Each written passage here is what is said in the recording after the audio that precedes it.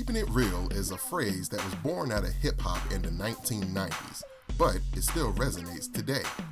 In modern pop culture, we've come to expect our creators to be the characters they portray and to have lived the stories they tell. But is that fair? And more importantly, does that expectation make for inherently better art? Is a song less moving if the person performing it didn't write it? Are Black stories more authentic only when told by Black creators? And should Hollywood ignore identity politics and cast actors in any role regardless of race, gender, sexual identity, or background? On today's episode of SiDEBAR Forever, we ask these questions. Good morning, Dr. Silberman. How's the knee? Did you just have a brain fart? I know Taekwondo. Stop eating my sesame cake! You're killing me, Smalls. Fuck with me, and we'll see who shits on the sidewalk. Come quietly, or there will be trouble. Clearly, I wasn't talking to you, big titties. You cherub-looking motherfucker. While you were still learning how to spell your name, I was being trained to conquer galaxies. The real question is, what are those?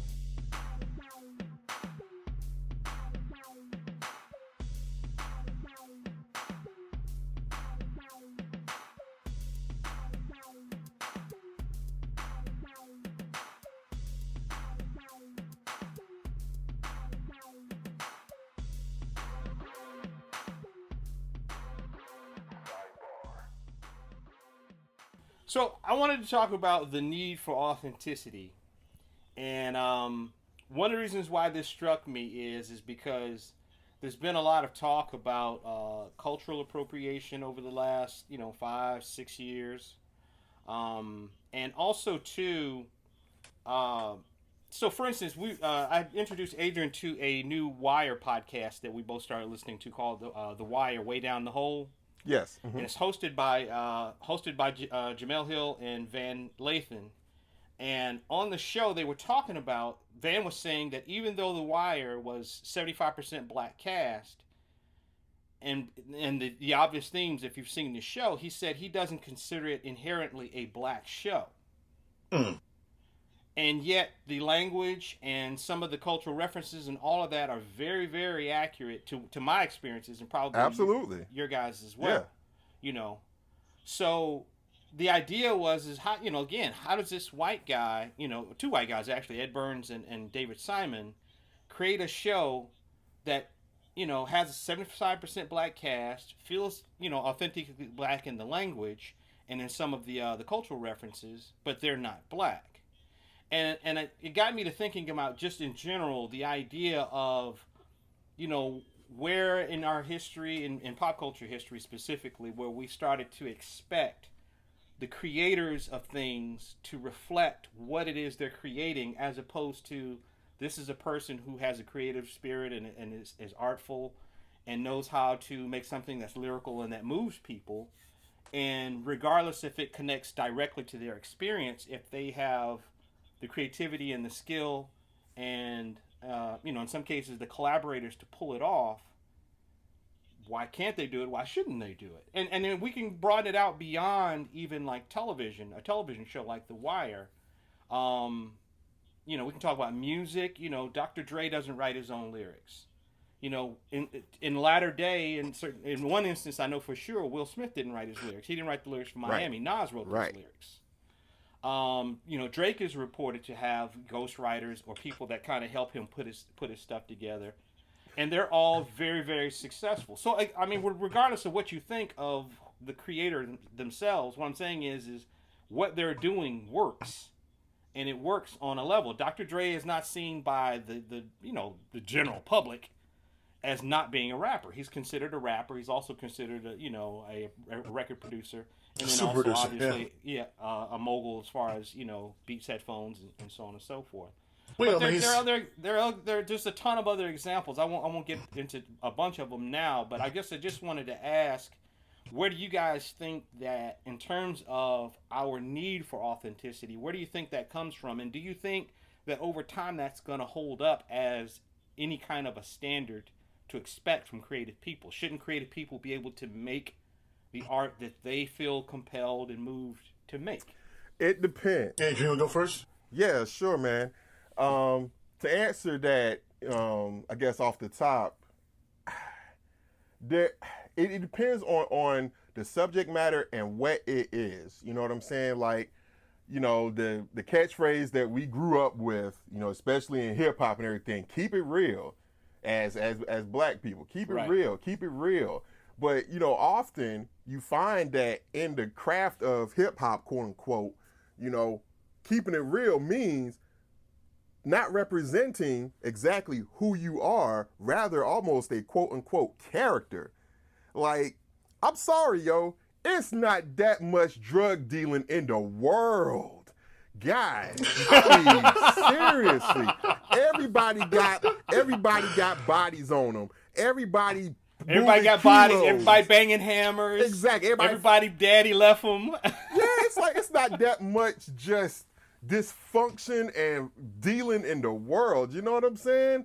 But in order to get a deal, or you know what people purport as a deal, you have to have those elements in place. Much like, you know, in TV and film production, there are certain tropes and cliches that must be in place, you know. And when you're dealing with, like, let's say the genre of, like, you know, cop shows, or even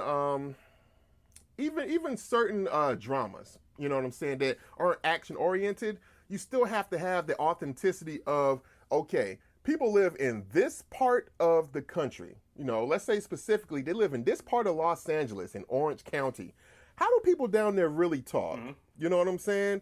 And you can kind of get away with some of it because down there you can almost say it's not specific.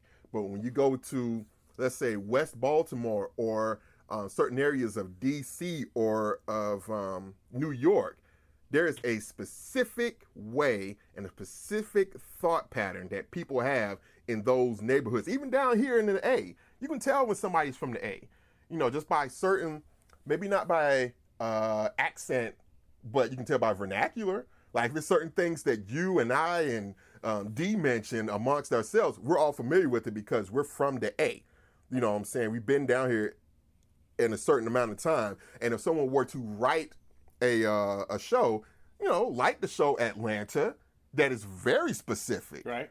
It rings true. It's authentic. So I think people really want to see themselves, not just, you know, ethnicity-wise, but also where they're from.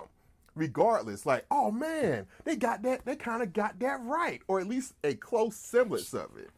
You know? So, I don't know, man.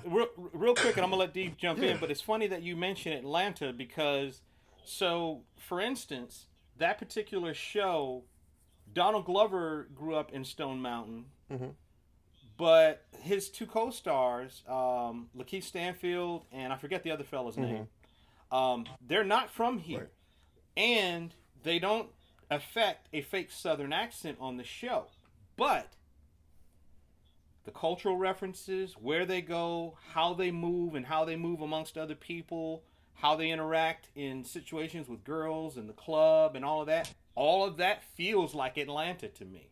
All of that does feel authentic to me. And I would probably give Glover and you know, whoever's helping to put the show together in terms of, you know, choosing locations and probably the writer's room with being able to pull that off. But D, what were you going to say, man?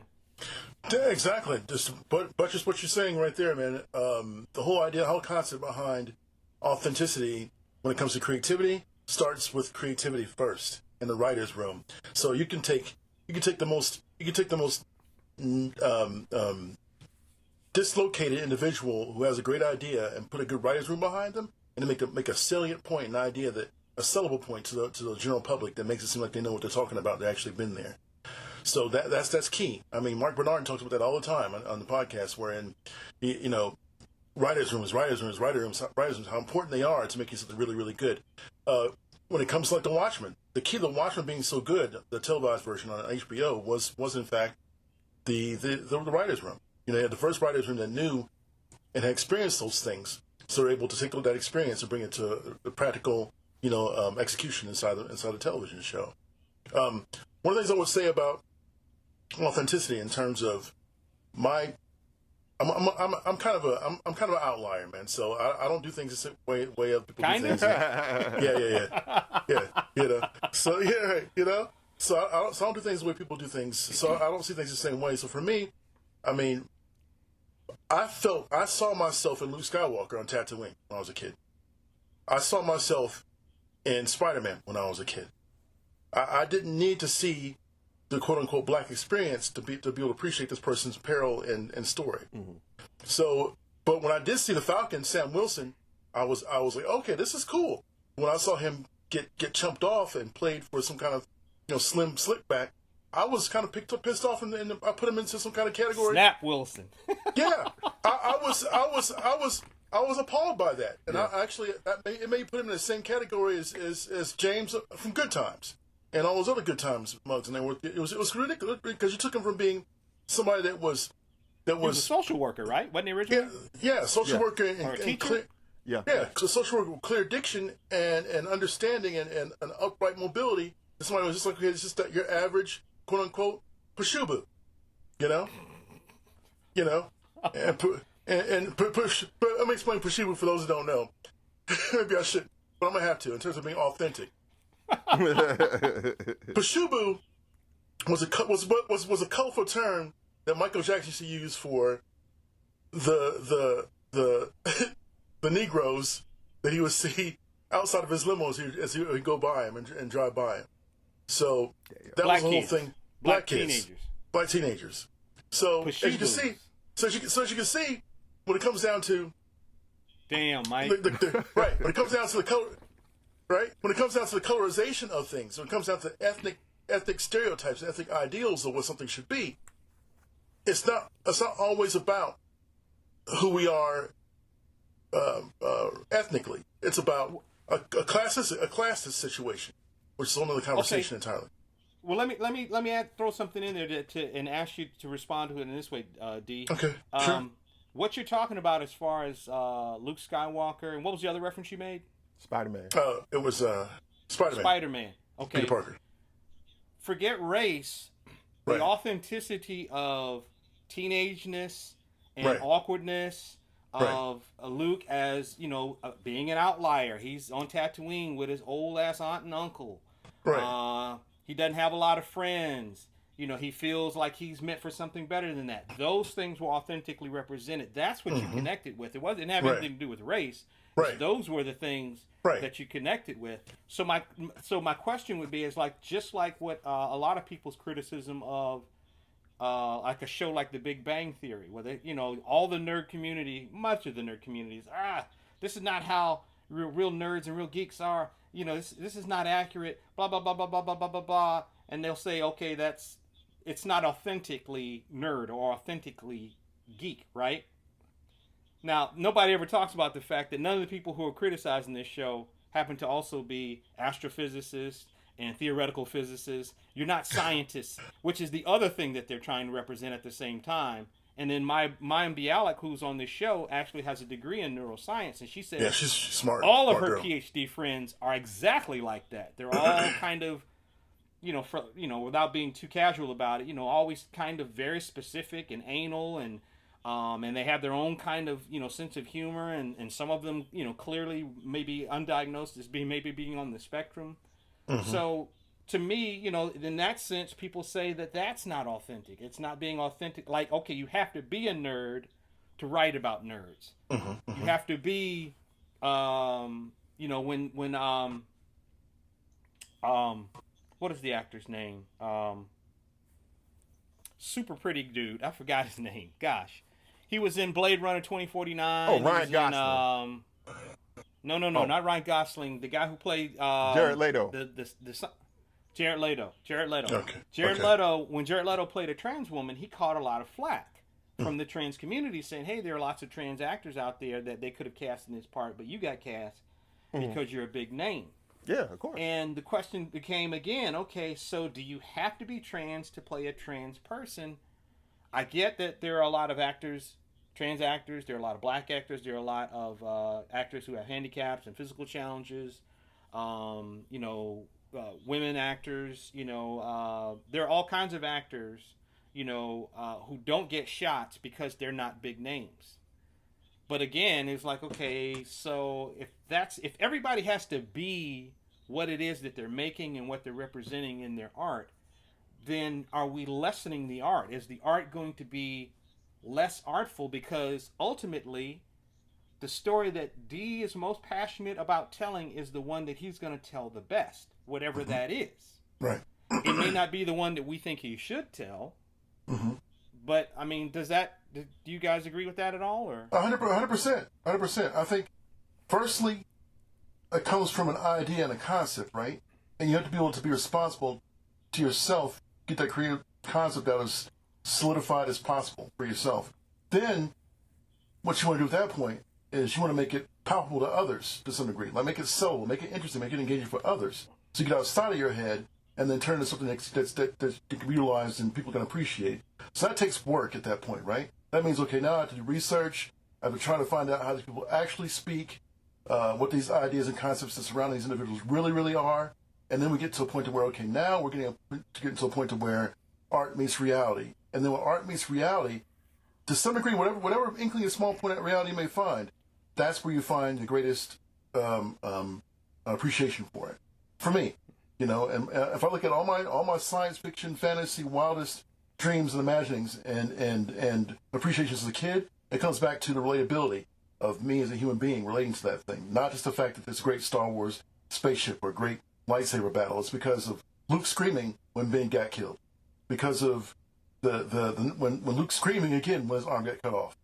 When these things happen, there was an immediate human sensation you got from those situations, and that's what sells. I was good. What do you think, Adrian? Yeah, well, I was going to say D kind of hit on exactly what I was going to mention. In a lot of cases, you kind of don't need that main actor or two in a project to actually be that whatever that script is calling for that main character to be. You know what I'm saying? But you do have to surround and give an arena for those creatives, for those actors or whomever, an arena for them to, fully display, their wares and so forth. Like, make the arena around them have enough detail in there to where it's believable. Because if it's believable, then the actual actors or whomever inside of that will believe it, and it'll bring out more into their performance. You know what I'm saying? And you can see it all the time in certain television shows and movies. Like, the most talented actors and actresses, you find them, they go from project to project, and they're able to just subsume themselves into the role. And you're just like, wow, how are they able to do that? And then you read in like Entertainment Weekly or something else to where, oh yeah, well, I spent 3 months following around, Marines embedded in Afghanistan, or, I did several ride-alongs with police officers. No, seriously, just things to get them in that mind frame. Yeah, yeah. And authenticity does help because, like, for instance, I grew up in the 80s, right? Like you guys. So I grew up in the heart of, like, police thrillers, like crime thrillers, like, even the most outrageous ones like Lethal Weapon and stuff like that. There has to be, even in those terms, a semblance of authenticity. Like, okay, even though this is totally fantastical and perhaps unrealistic, when you get the call over the radio for this particular crime or whatnot, you have to use an accurate code, a call sign, you know what I'm saying? Or when they go to clear a building, when they draw their weapons and clear room to room, those details have to be authentic. You know what I'm saying? Because right. it helps the believability when things are not believable. When somebody falls off a damn building and shit, everything else before that, like, okay, he's still an actual cop, but just this unbelievable thing has occurred to him. You know what I'm saying? So you have to have enough. No, but I didn't mean to interrupt you. Go ahead. No. That's all I was going to say. You have to have enough authenticity in certain shows. When certain shows are presenting that type of world to you, you have to have enough authenticity to kind of buttress or balance out the unrealistic aspects, like the fantastic. Yeah, because we'll go along with the fantastic as long as one foot is at one toe is even grounded in reality. We'll buy the rest, you know? Well, that's one of the reasons why, for myself, I've never been a big fantasy fan, hardcore fantasy, because every rule can be broken. They can write all their own rules. Nothing has to be grounded in my reality. So, for instance, I was telling you guys I watched the first season of American Gods, right? Yeah. Like, very little of it is realistic. I mean, it is, but it's like no situation goes the way oh, we're going to sit down and have coffee, and then something crazy thing happens while they're having coffee, and you're like, what? But if you latch onto that, then you go with it. You don't need those things. But I'm digressing. So let's talk about, like, not just necessarily like film and television, although we can circle back around to that. But let's talk about, like, with you know, one of our first true loves, which is comics. So I can remember a couple of years ago having a conversation with our friend John Swain. Yeah. And Swain is a writer, and Swain was telling me about this, you know, this story that he wants to tell, and it's kind of, you know, semi-autobiographical about him growing up in the Bay Area and his family owned a restaurant. I remember that. You know, and other things like that. And it sounds like a pretty dope idea, and it's certainly something that, you know, he's lived and so forth. But, you know, as a writer, he's going to try to infuse it with creativity, like Dee was saying earlier, and try to, you know, make it probably a hyper version of reality. You know, and he's going to try to be artful and try to make it move you and be provocative and do all those things too. But he and I were talking. Yeah. And I was talking to him, and we were talking about how they were trying to, you know, I think it was Marvel, let's say, was trying to find a black female writer to write a Storm series. And I was like, okay, I want to see black creators get an opportunity to do as much stuff as they want to do, and, you know, Asian creators and you know, women creators, and anyone who has a story to tell, you know, queer creators, what have you. But why does the writer of a Storm series have to be a black woman? Why does that inherently mean that she's going to tell the kick-ass story of Aurora Monroe? When I said, because I told him, I said, well, suppose you have a you know, and Swain is Chinese. Suppose you have a kick-ass Storm story that you want to tell. That's clearly better. Do we get the lesser Storm story because you're not a black female? Like, to me, it's like, okay, I'm trying to figure out how to balance it between the better story and the better creative idea winning, and then also people who normally don't get an opportunity to tell their stories to be able to tell their story. Go ahead, Adrian. To answer that, within the past decade, maybe more, but definitely within the past decade, nobody's gonna like it when I say this. To me, and Marvel has been wholly guilty of this, where it's been like stunt casting as far as putting writers on series. You know what I'm saying? And part of that, I get it. There's okay. Like I said, it's may look unfavorable, but I don't care. Whatever. There's been stunt casting as far as like putting writers on certain series. You know what I'm saying? Because of either what characters are in that series, or because they are a name of a certain they are a name of a certain ethnicity to write those characters of the same said ethnicity. Okay? Give me an example of what you're talking about. All right, cool. And not to disparage my man Meth, but Marvel just... I'm gonna keep feeding you and feed you and feed you. I'll fucking write you a 12-issue limited series, no breaks.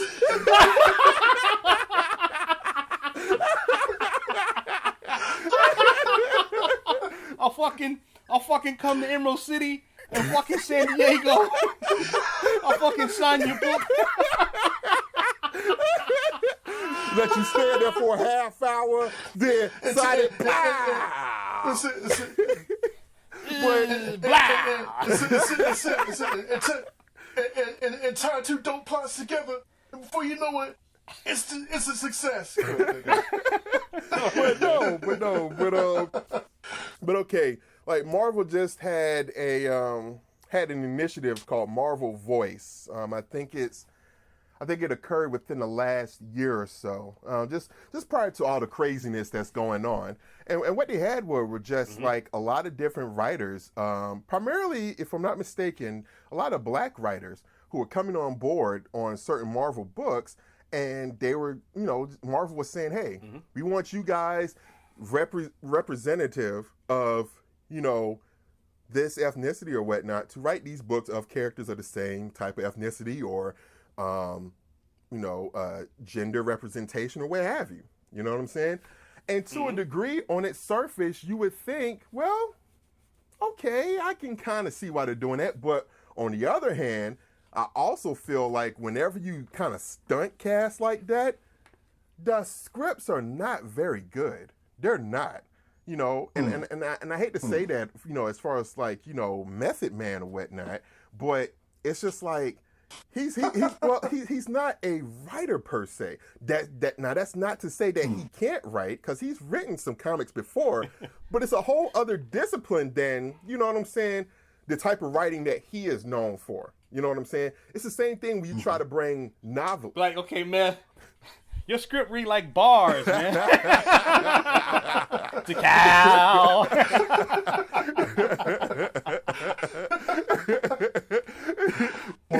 Day. No, it's true. Well, so this is my thing, like, and I thought you were actually going to go to a slightly different place with this. So I'm looking at, like, let's go back to one of the early sidebar episodes, not early sidebar episodes, probably in maybe the second act of the first version of Sidebar.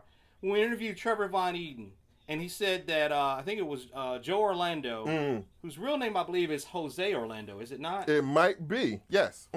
I think his real name is Jose Orlando, and he went by Joe Orlando. Anyway, I digress. But he said, yeah, we're doing a black book.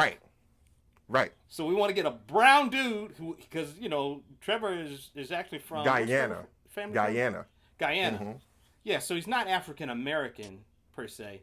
But anyway, he was like, yeah, we want to do a black book. So they wanted to get a black dude to do a black book. And the character happens to be called Black Light. Right. And it's like, okay, so my thing is this. As dope as I think Sanford Green's Power Man and Iron Fist was, right? Sure. He might have an even doper Superman. Right. Is he going to get a shot at Superman? I mean, maybe something else would have to happen in terms of, his where he is on the pecking order, or his esteem with the people that give him assignments, the editors that he works with. But he might have a kick-ass Batman story, Green Lantern story, Wonder Woman story. So, I mean, I like Power Man. I like Power Man and Iron Fist. I fucking love Power Man and Iron Fist. Yeah. But at the same time, okay, same thing with just anybody, any of the women writers, any of the Asian creators. Like I said, Sway's story about growing up in the Bay is probably going to be fantastic when it finally gets published. But maybe he has a great Wolverine story. I doubt it, because I fucking am sick of Wolverine. But you know what I'm saying? He might have a great anything else going on that has nothing to do with him being Asian. So my thing is like this whole thing. Well, what was the initiative that Marvel had about girl comics? What was it? Or was it DC? It was DC. And and the other thing I have about that too, and I think it was an utter failure. But go ahead. Yeah, well, see, that's the thing. Like whenever they have these initiatives, they don't last more than a year, if they even make it to a year, because it's not only stunt casting, but you're also just like you're doing it for like the wrong reasons. Rather than wanting to tell quality stories, you're trying to tell just stories based on just these conditions, you know what I'm saying? And I'll let you jump in a second, D. Let me just finish this one point. Your point about Sanford Green, and I'll extrapolate that to other ethnic creators, and in fact, I'll restrain it to just black creators, because this condition, has been happening a lot for decades to them. why is it that when you have excellent writers like a Christopher Priest, Dwayne McDuffie, and quite a few others, yes, they always get thrown black books, quote unquote. You know what I'm saying? When it's clear they can write any damn thing they want.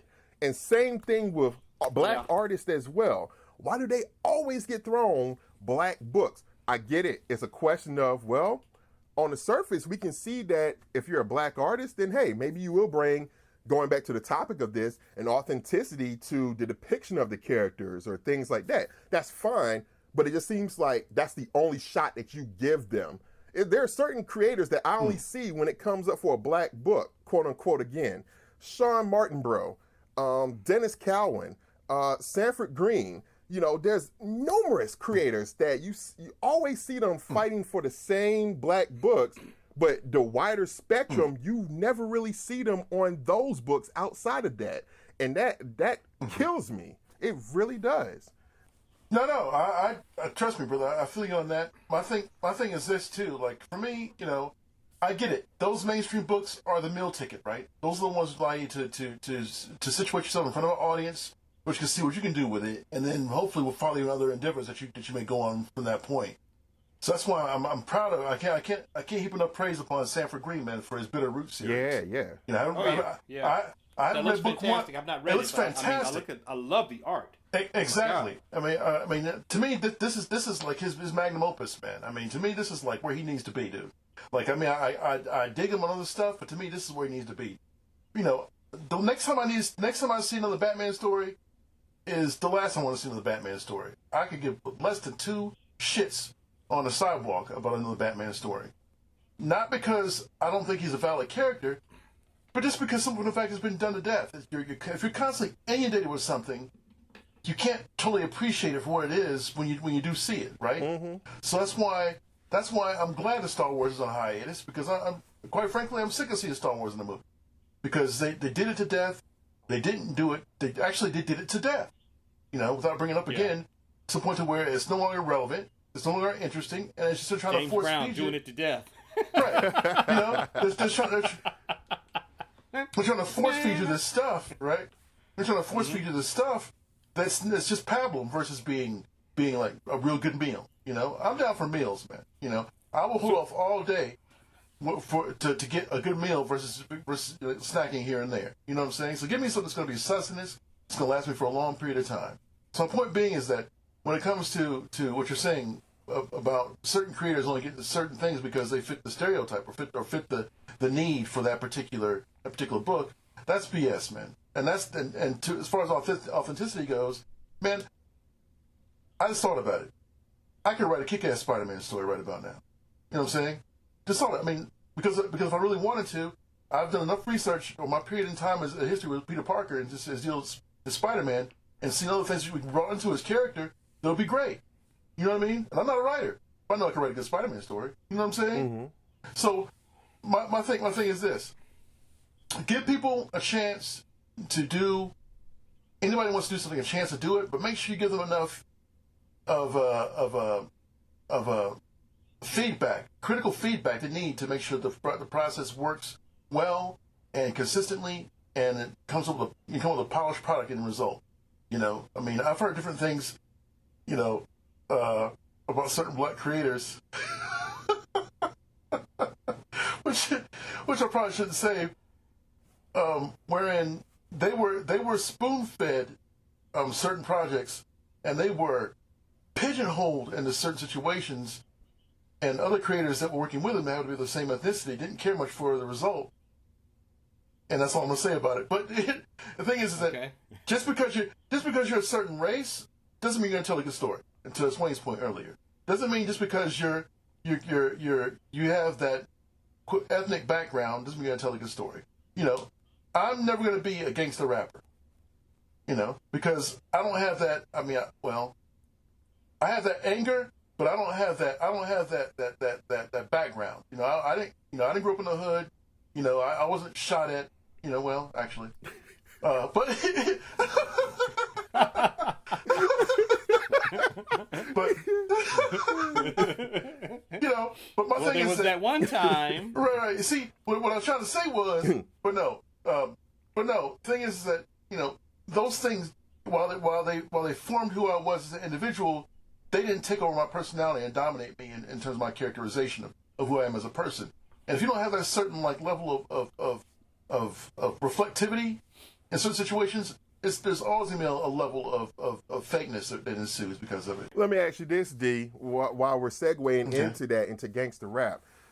You, me, and Swizz, and I'm sure people at large all know, as I was intimating earlier, that there is a good number of supposed gangster rappers who really are not.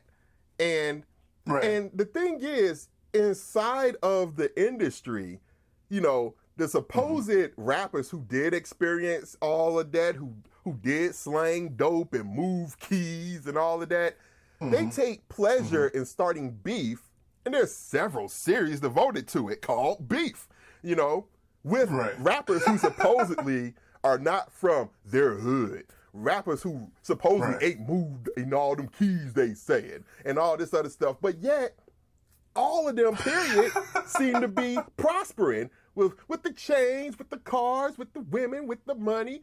So it's almost like you want to hate on someone, who doesn't come from the same background, quote unquote, but they're still making the same money that you making, even though they're playing a character. And to some degree, even the guys who are rapping about that life, who have experienced it, they have to extrapolate it and hyper-realize it to some sense, and they become a character. You know what I'm saying? Like, okay.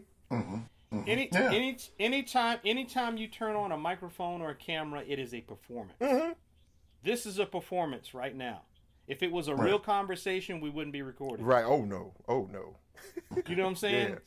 So all of it is a performance, and I think that you can take, like, for instance, I think in our kind of back and forth before we actually set a recording date, we were talking about, all rock and rollers are supposed to be sex, drugs, and rock and roll. At least going back to the 60s and the 70s.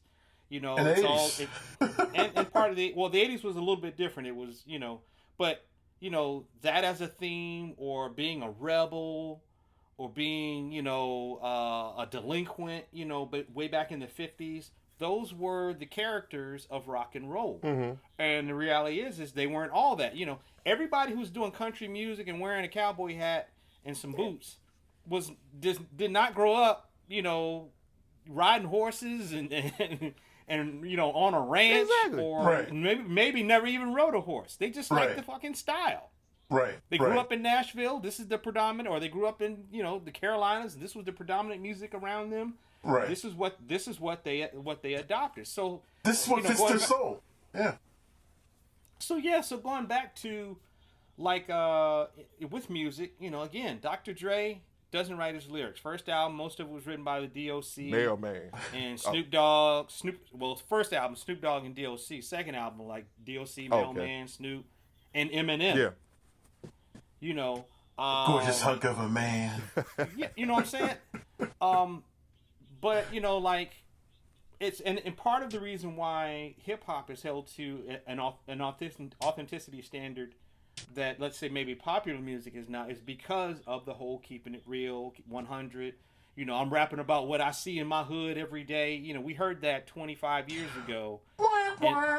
And now it's like, okay, well, now the most popular rappers of the day are all suburban dudes and suburban girls who, for the most part, just grew up loving it, but, did not come from those really chaotic, stressful, oppressive environments. And their music and the subject matters reflect that. Andre 3000 made a very good observation back in the day when he said that, when you go to, he said he used to always kind of wonder, when he would hear New York rap, why did it sound the way that it did? It always sounded like, and then he said when he went to New York, he got it. It's busy, it's chaotic, people are all on top of one another. You have to kind of fight to get your voice heard. So it was the sound of a busy, thriving urban jungle. And then he said, but, you know, down in the South, you know, there's grass and there's open spaces and it's quiet and you can think.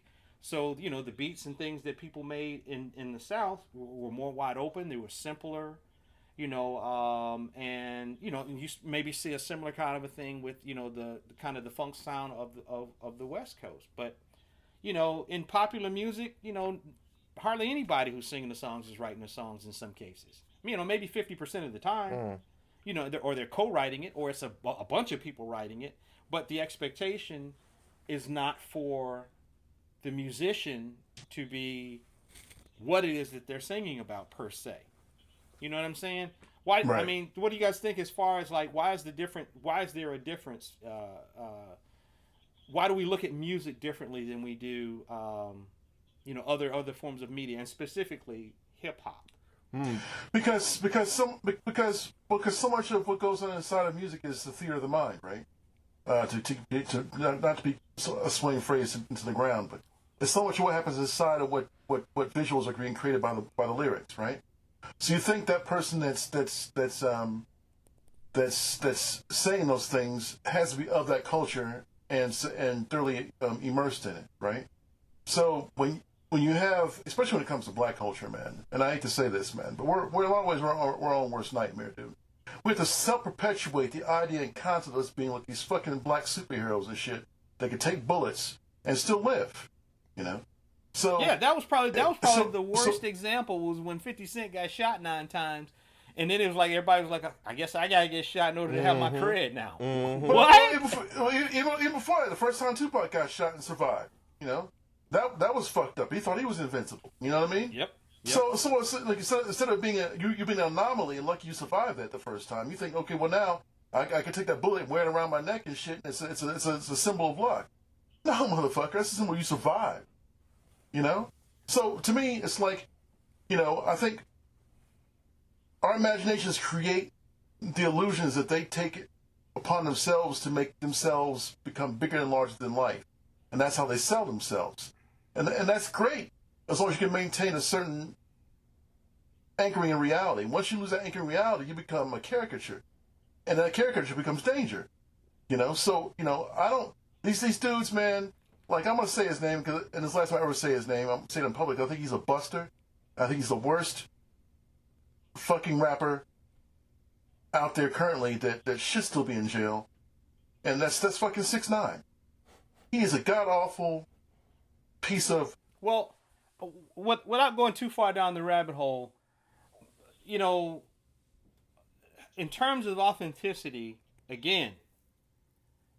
What does rap sound like when you've grown up listening to it for the last 20 years? When the biggest rappers of the last 20 years have gotten softer and softer and softer?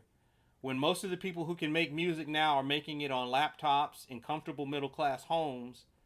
The hip-hop that we're getting today is authentic to the experiences of people who are 17, 18, 19, and 20 who grew up in the environment that I just described. Agreed. You know, with Pro Tools on a laptop or Fruity Loops or whatever the hell it is. Mm-hmm. So it is reflective of what is. Well, that's that's what it is. Yeah, exactly. Yeah, it's called Fruity Loops. Yeah. Wow. So that explains this fucked up hairstyle. Go ahead. Well, I was gonna say, getting back to your point with 6ix9ine, man. Here's the other thing too, and I thought you were gonna go there. You know, as totally clownish and inauthentic as 6ix9ine is, the problem is that he tries to gain authenticity by surrounding himself with an actual criminal element. You know what I'm saying? And there's so many people that do that. Yeah. And you know what I'm saying? They have to do that. Tupac did it. Tupac did it. Right. That's what happened. I mean, Tupac was a dance and drama student, and then somewhere along the way, he was doing social conscious and doing the Humpty dance. You know what I'm saying? But then somewhere along the way, he was like, you know, this thug shit. This is where it's at. You know what I mean? Even though we all knew that wasn't really him, but he had a character. He hyper-realized himself into this character. And I'm telling you, after he got shot in New York, that's when it happened. You know what I'm saying? That was the metamorphosis of his character. And it's just like... But well, I don't mean to interrupt you, I'm sorry. But to call back to my original point That's what I'm saying. I mean, again, regardless of whether you love Tupac's music or not, I'm not here to discuss the content. Yeah. What I'm saying is as an artist, as someone who was able to sell that and sell it artfully and convincingly and for people to buy into it, some of those records, he's made some really great songs over the years that feel like that period. They feel like that gang-banging LA period of time in the mid to late 90s. Sure. It captures that. He, I don't consider him very much of a lyricist, but certainly you can't say that his voice he had a powerful voice. He was able to deliver the stuff punctually and dynamically. And so to me, he didn't have to be it. He just had to believe it enough to execute it. I think that's a good point. You know what I'm saying? I mean, as great actors do. That's what great actors do. They see the role and they play it. Yeah. So exactly. And we do see examples like for actors in film and television where people expect them to be, who they are on All My Children or on a soap opera, or people expected Eddie Murphy to be this wise talking tough guy, and he would tell people, "No, man, that's in the movies. I got a stunt man." I'm a funny rich kid. I'm a funny rich dude who lives in New Jersey. That's who I am. Yeah. And that's all I really am. His brother was a tough guy, Charlie, before he passed away. Yeah, rest in peace. But and similarly, it's the same thing in comedy, where the critique is comedy, kind of falls line to line along the same lines with hip hop in terms of an expectation of authenticity. If you're a stand-up comic, if you're not writing your own material, you're somehow less than authentic. It's like Ari Spears says, it's like you're on steroids. You're doing something extra if you have writers. And that's a very modern take on comedy. The early comedians of the vaudeville era and going into the 40s and 50s, they all had writers. They would tell the same jokes. It wasn't about that. It was only at a certain point in time, probably when George Carlin and Richard Pryor and folks like that and Lenny Bruce came along, where people started to have, okay, you're getting to know the person as they're telling their jokes. Now all of a sudden it became, you have to do comedy that only you write. Because Kevin Hart it's been said, he writes, but he also has his buddies writing with him. Otherwise he couldn't put out as much material as he does. But comedy is kind of held, stand-up comedy specifically, is kind of held to that same standard, and it's a very kind of modern take on things. Go ahead, so that begs the question, man. Ask this question. So I kind of know the answer already. So the influx of money to be made in this situation changes the groundwork in terms of who does what in terms of creativity, right? Because if you look at anybody can be a comedian to a certain point until finance becomes an issue, or until you have to start establishing yourself in a creative format to where you have to now feed other people besides yourself. Now is a situation where you have to make money doing that, and then when you have to make money doing that on a consistent basis, then you have to have people to support you, not only from a family basis, but also from an intellectual perspective, to make sure that your shit is funny. And you're right. All the comedians I can think of recently, they all had writers, and there's no problem with it. There's no problem with it. And I guess recently, or back to the very beginning days of say 80s hip hop, so to speak, maybe 90s, maybe not 80s much. I think the writers in the 80s were now affecting the writers, were affecting the hip hop of the 90s. So, because I'm pretty sure Grandmaster Melly Mel wrote that shit himself. I'm pretty sure that the LL wrote most of his own shit in the beginning. You know what I'm saying? I'm pretty sure that Chuck D wrote most of his shit in the beginning. Only when you start having the newer crop coming up trying to repeat the success of the people, of their forebears, they probably have the same chops in the first place, but they had a little bit of the passion. The passion sold them. You know what I mean? I can't do shit. For example, to your point, it's when you told me a long time ago, and I see how it could be the case, but there's no inclination whatsoever at all that he had any kind of rap skill that the DOC had. You told me how DOC taught Snoop. cadence, right? To some degree. I don't remember that. I mean, if I said it, I said it. No, I don't remember that.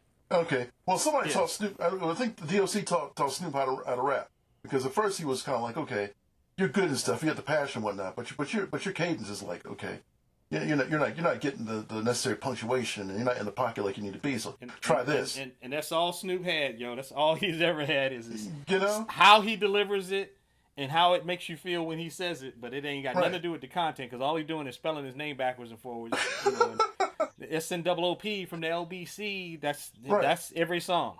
right. So I mean, baby, that's all to say. That's all to say about it, man. That's all to say about it. I mean, to me, go ahead. Well, I was just going to say, just to kind of wrap it up and bringing it back around. So I made the point too that, so for instance, it's, even though they have tried it, like when they did Ghost in the Shell. Now they could very easily have cast a Japanese actor to play the Major. Yep. What's the Major's real name, Adrian? Motoko Kusanagi. That sounds right. Okay. So cast a Japanese actor to play the Major. Yeah. And if you want to cast some names around it. That's exactly what they did with Thor. Yeah. Nobody knew who Chris Hemsworth was. Right. We knew who Alexander Skarsgård was from Good Will Hunting and from other things. We knew who Natalie Portman was. Hell, we knew who Kat Denning was. Yeah. We knew. She was who Anthony Hopkins was. Yeah. Anthony fucking sold that. We knew who Anthony Hopkins was, and probably over in the UK, Tom Hiddleston probably had more credibility than Chris Hemsworth did. Right. So they could have done that to try to keep that story at least somewhat authentic to the original source material, but they didn't. Right. And some would say that's part of the reason why I failed. Now, the other part of the reason why I failed is because it was a piece of shit. But that said, we were talking before about voice actors. Mm-hmm. And so, Phil Lamar said on one of our old episodes, it's like, well, why can't I do the voice of a nerdy, freckle-faced, redheaded kid? And then he did it for us while D and I were talking to him. We were like, oh, snap. Phil Lamar killed it. Chris Summer plays white characters all the time. Yeah, all the time, sir. Okay, but at the same time, we have to say, well, then why can't white voice actors voice black characters? Why do the black jobs got to go to the black characters, and some of the white jobs got to go to the black characters? Or, you know what I'm saying? See, that's that Michael McDonald syndrome. Man, he sound black, yo. That's that Michael McDonald. That's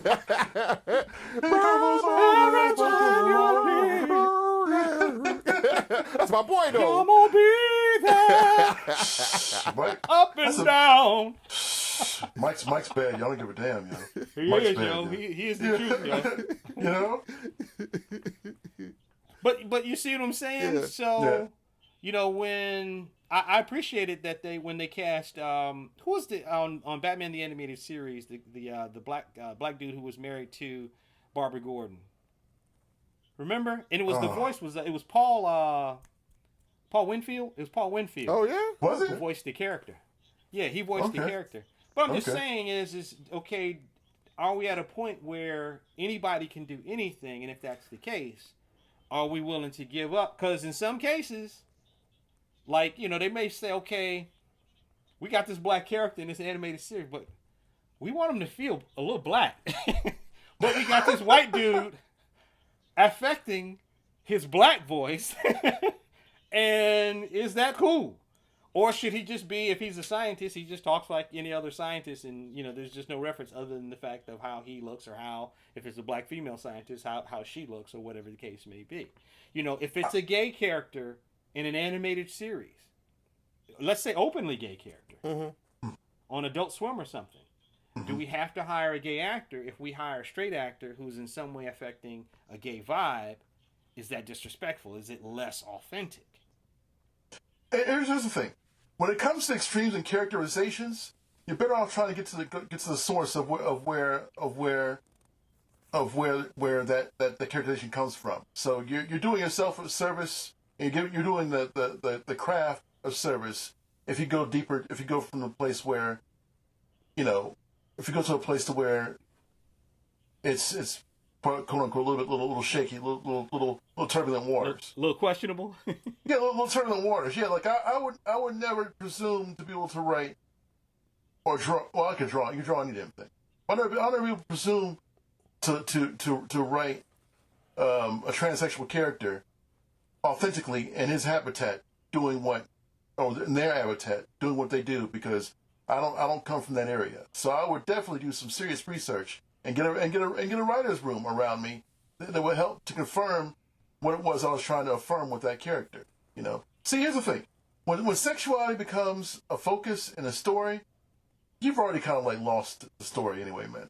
But see that's no, but D, that's an excellent point. Where in some cases, if the stories that are being told are not directly related to race or gender or sexual preference or any other thing that makes someone specific or unique or different from others, if none of those things are driving the story, then why does it matter? Right. No. Yeah. You know what I'm saying? In other words, no, he just happens to be a black scientist, or she just happens to be a black, judge or a black business owner. None of that, none of that really matters per se. It doesn't. Right. It's not affecting the story. As a matter of fact, whenever I see stories where, like, if there's an interracial couple, like for instance in Something About Mary, did you guys both see the movie? Yeah, of course. Okay, Keith David plays her stepfather, right? Yeah. Right. There's never any mention of him being black. They don't go into a reason to explain why his blonde wife married him and any of the racial kinks that might have come up in their family. It was nothing. He was just the goofy stepfather who was cracking on this dude who came to pick up his daughter for prom night. That's it. Right. And killed it, and it was super funny. Right. And yet they still, within the framework of the movie, they referenced the fact that he was black. Because at one point they showed them when they were young and he had this afro wig and this dashiki on. But it was funny within the framework of what was going on. It worked fine. It was perfect. Right. And he had his own agency and he wasn't a token. He wasn't a two-dimensional. So I just wonder if in certain cases, if that's not driving the story. If you're not telling Roots or Rosewood, if you're not telling, the Boxer Rebellion, if you're not telling Tiananmen Square, if you're not telling... about what it's like to be, a gay Puerto Rican dude in New York City in 1970s in Studio 54, if you're not telling the story of the establishment of the Special Olympics, all those specifics, do those things ultimately really matter? And again, I say all this to say that I definitely want to see creative people who want to tell stories who fall, who would fall into one of the categories we were just talking about.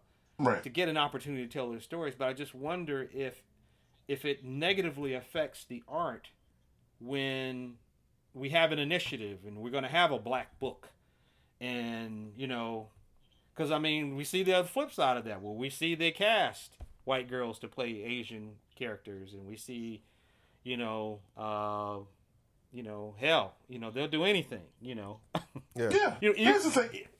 Go ahead. Here's the thing, man. Representation is important, especially when you have so many mixed media messages. Actually, the problem is there is no mixed media message. The problem is there's one media message out there that's taken to be what it is to be representing what black is out there. So when you have that mainstream message being constantly crammed down your throat, and you have daughters of your age, and thank God you gentlemen are as smart as you are and have different varying ideas and concepts. But there's so many others out there that don't represent what you got to represent to your children, to your wives, right? You have a stereotype which being constantly perpetuated on these quote unquote black radio stations and V103 and blah blah blah blah blah. This is where it is, and a constant pablum's being pushed down their throats as being reality has got their mindset so twisted that they can't see anything else other than what they're constantly reading as what the fact is how they should be doing things. That's why it's so important that representation in the other side of the culture, where we have a visual representation and illustration and dynamics and stories that be written by and other ideals be represented and be done. That to me is as truly authentic as you possibly can be. This idea of what is real is not real. It's the fucking Matrix. You know what I mean? for black people in particular, this BET thing, that's not a place where you can go and get diversity. That's a place you go get pigeonholed, reaffirm your own fucking opinion. There's a ton of that. There's a ton of that out there. Echo chambers and Reddit groups and Reddit pages. And, yes. The other side of that, Fox. Fox News is a reaffirmation of the quote unquote conservative idealism. That's not where you go to get real information about things. That's why it's so important. And I'm going off on a tangent, and I apologize. This is what Dwight does. That's why it's so important that at some point you do have to say, okay, let's fact check these motherfuckers. Let's make sure what they're saying has a documented trail that goes back to what their statement's reality is, because there's too much garbage out there that's proliferating as being actual knowledge. So, end of that diatribe, and sorry. That's all right. Adrian, before we go, man, you had mentioned about you were talking about how certain historical things, and to use an example, D had brought up HBO's Watchmen, where it talks about the the massacre in Oklahoma. I forgot the city. The Tulsa massacre. Tulsa. Mm-hmm. Black Wall Street being bombed and people being shot and killed. And you were talking about how some of those stories you would think would be coming, more authentically from black voices. But, it's not necessarily the case. Damon Lindelof, who I believe is a white guy of, Jewish background, he's the creator of, the Watchmen HBO series, and it was his idea and his writers, to start with that. So, you know what I'm saying? Yeah, and the thing is, and that's a big sticking point with me as far as, I've mentioned to you, not just immediately prior to this, episode, but, for a number of years back, you guys may recall, one of those things for me is when it comes to, especially as an appreciator and a fan of history, when those things are written, when they're compiled into either a novel or an actual piece of nonfiction or whatnot, a lot of times, as long as the facts are presented in a way that get the point across and that they're, truthful and factual to the events that happen, I got no problem. However, when it comes to let's say historical novels and pieces of fiction that use real life reference points and so forth, more often than not, you will find, especially with black historical stories, when they are made into graphic novels and so forth, they're not necessarily being told by black creators, wholly, and I find that, kind of troubling in a certain instance. Like, for instance, John Lewis had a series of graphic novels come out called March. There was 3 of them, detailing that period in the civil rights movement, and obviously he created this series, but, and I should have researched this, I don't think he did the hard writing for it. You know what I'm saying? The person who drew it, while he did a great job. The Senator John Lewis? That's correct. Congressman or whatever? Yeah, exactly. Okay. He created the series. He's like, hey, this is the story of what happened, and I can relate this to the writer, but John Lewis did not sit there with a pen and a pad or a word processor and type this up. And I can hear the listener. Panel 1. Right, exactly. And I can hear the listener thinking or even saying out loud, what does it matter? What does it matter? There are some instances where it does matter. Relating back to the point of the Tulsa Massacre in 1921, that story has been apocryphal for nearly 100 years now. Almost 100 years. The centenary will actually be next year in 2020. That'll be 100 years. You know what I mean? Mm-hmm. And the remnants of that story have been out there. And there have been several books, nonfiction books compiled on it. But when it comes to the wider world actually recognizing it, it takes a piece of fiction to do so. You know what I'm saying?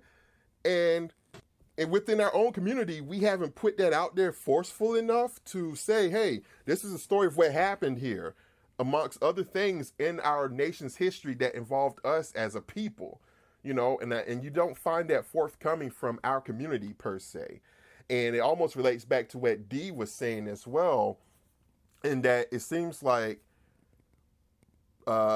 society in a way kind of relates to these other ideals that have been spoon-fed to them of what Blackness is and our history and so forth, rather than getting into the specifics that people really, society views them as rocks that they really don't want to turn over, because if they do, they're going to really see that there is a lot of shit that is underneath there that needs to be told. Yeah. And that's being authentic. And in those cases, people don't want to be authentic. They just want to know, yeah, Lincoln freed the slaves. This happened in 1921. This thing happened. The Civil Rights Movement. Yeah, whatever. But when you get into the specifics of it and being authentic to it, it's like people almost, it don't even matter if you're black or white, they don't want to turn that stone over, you know. But when they do turn that stone over, more often than not, it's someone outside of our community doing so rather than people inside of our community. And I just find that troubling to me. That's all.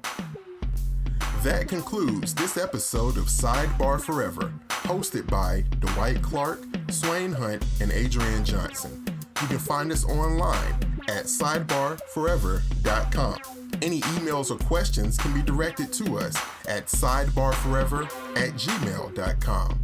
And also, subscribe to us on social media.